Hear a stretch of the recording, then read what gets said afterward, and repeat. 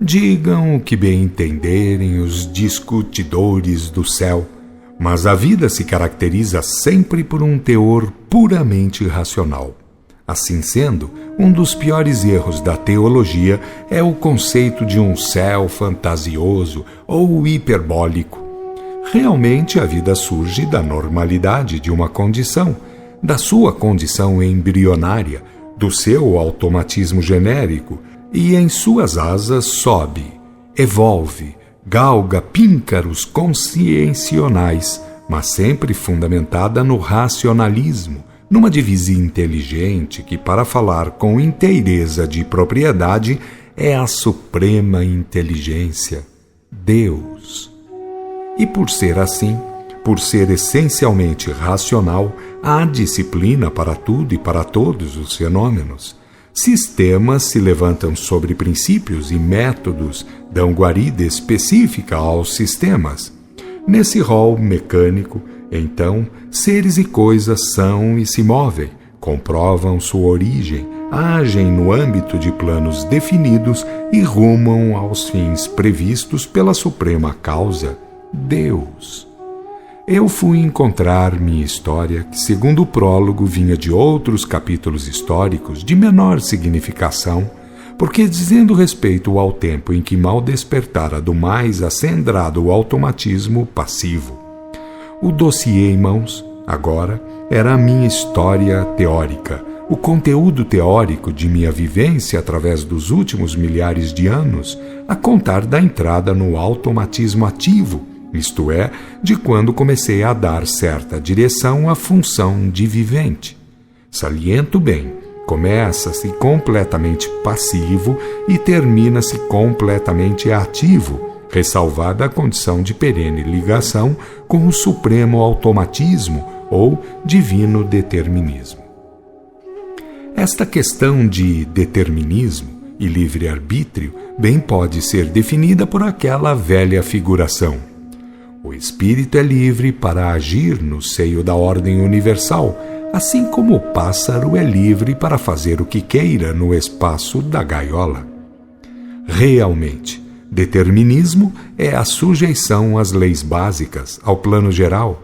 Depois dessa sujeição basilar, ergue-se o livre-arbítrio, a vontade pessoal, comportante de responsabilidade. Sempre que a vontade pessoal corroborar com o determinismo, a consequência será feliz. Sempre que a vontade pessoal ferir o determinismo ou o plano geral, a consequência será nefasta. Na gaiola da vida, portanto, o plano geral é a lei. Querer sair dessa circunscrição é ferir-se. Minha história catalogada provou-me muitos atritos com a lei geral. Muitas e muitas vezes divergi do determinismo, caindo em falta e penando as consequências. Caí na dor por trair a inteligência. Desci aos abismos por caçoar contra o céu. O tempo que podia ter empregado em obras de aumento espiritual e em estado de paz, gastei-o gemendo e rastejando por vielas e abismos, por aleijumes e blasfêmias. Não sofri a dor bem-aventurada dos missionários, a dor renúncia. Sofri a dor malfadada, que é a dor culposa. Todavia, ali estava, eu mesmo, integralmente eu, em face de minha história, em face do plano divino, da ordem geral, do determinismo. Depois de tantos altos e baixos, de tanto rastejar, de pensar e repensar contra Deus e contra tudo, nada havia mudado na ordem geral, no plano divino.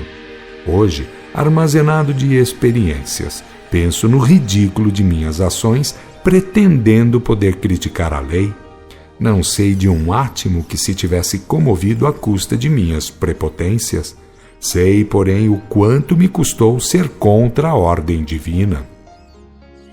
Chegando ao término do calhamaço, estava consciente de minhas ações e tangido por uma boa dose de tristeza, mas lembrando das advertências amigas, considerei a nulidade de qualquer outro pensamento que não fosse o de prudência e confiança. Tivesse feito antes, pior ou melhor, e eu seria sempre eu. Viesse a pensar, portanto, melhor ou pior, e a minha situação em relação ao plano geral seria sempre a mesma. Como, porém, tinha em mãos a prova dos cadastros direcionais, só me cumpria optar pela melhor conduta, que era observar a regra justa ou a sujeição à ordem divina. Racionalmente, portanto, e não por pieguismo qualquer, ou por temer o sofrimento, concordei em que fora de Deus não pode haver progresso. E de então para cá, tudo tem sido assim, em pensares, sentires e agires. Ainda hoje, confesso, tenho horror pelos que bajulam a Deus por temor do sofrimento, bem assim como por aqueles que bendizem a dor por temer a Deus.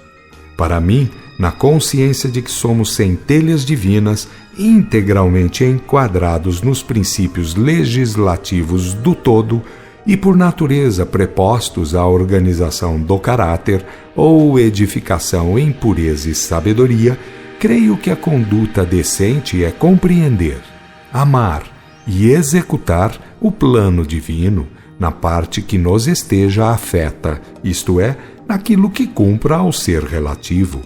Os minérios, as plantas, os animais e os infindos mundos o que fazem? Para se desempenharem naturalmente de suas funções, criam regimes, levantam superstições à guisa de fé ou constroem estatutos a título de religião? E se isso não fazem, por que o faz o homem, a centelha evoluída, e de modos os mais idólatras, os menos racionais? O que fazem os inferiores sendo naturais ou observando um automatismo puro, compete ao homem fazer por compreensão, por inteligência, viver uma dialética racional, um misto de automatismo e livre-arbítrio, sem pieguismos bobos, sem superstições, sem idolatrias e até mesmo sem capciosidades e sem covardias. O homem tradicional está viciado nas formas inferiores ou lesivas de contribuição religiosa. Essa é a verdade. Tem saído da carne e habitado planos inferiores. Tem voltado à baila carnal em situações deprimentes. Eis o círculo vicioso em que há ele deambulado através dos milênios e das vidas. Ser religioso não é, para ele, procurar compreender e amar. Pelo contrário, muito ao contrário, é fazer salamaleques, é comprar idolatrias, é fanatizar-se pela letra dos textos, é levantar cleresias e parasitismos.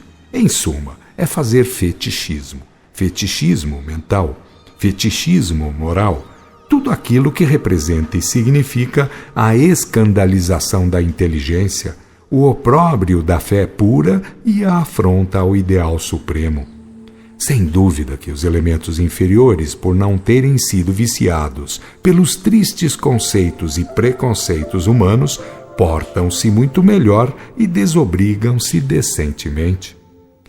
Eu me vi, amigos, embrenhado nas mais complicadas e falsas concepções espirituais ou religiosas.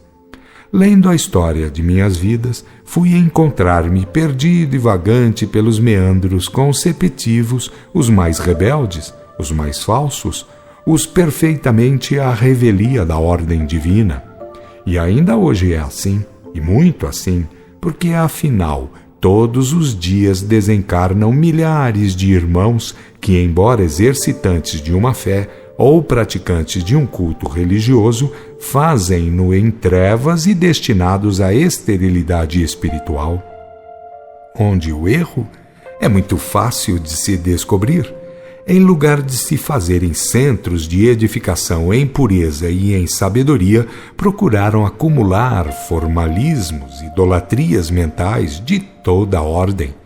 Desviados pelos cultos exteriores, pela viciosidade mental multimilenar, esqueceram-se da luz interna, do olho de que tão divinamente tratou o Cristo.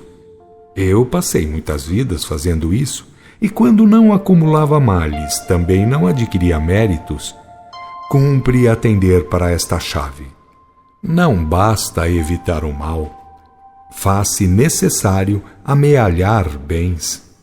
E os chamados credos do mundo, estruturados sobre artigos, parágrafos e itens estatucionais, obcecam as criaturas, não deixam vaza e nem tempo para os deveres espirituais de fato.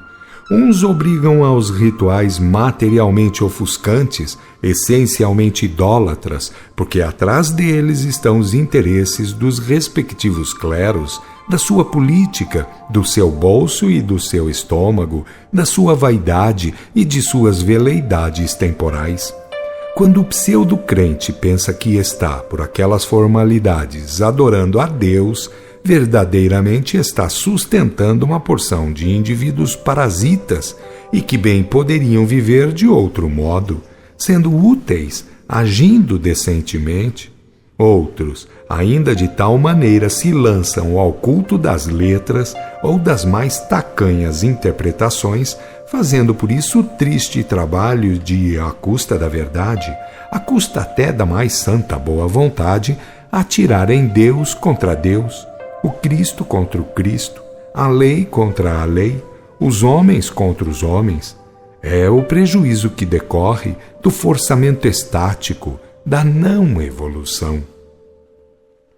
Tudo isso eu fiz. Quem me poderia obrigar a não confessar? Para fazer arder o lume exterior, fiz bruxolear e por fim extinguir o lume interno. Depois, então, lancei-me ao próprio descrédito. No fundo, estava animado de uma respeitável revolta contra os conceitos religiosos do mundo. Como não acertasse o caminho de acesso, permaneci revoltado contra tudo e contra todos. Perdi, por injunção de agentes do Senhor, a consciência de mim e de tudo. Ingressei vezes e vezes na carne, não para sofrendo purgar faltas, mas sim para aprender a lição da simplicidade que havia perdido à custa dos cultos formais e das revoltas íntimas.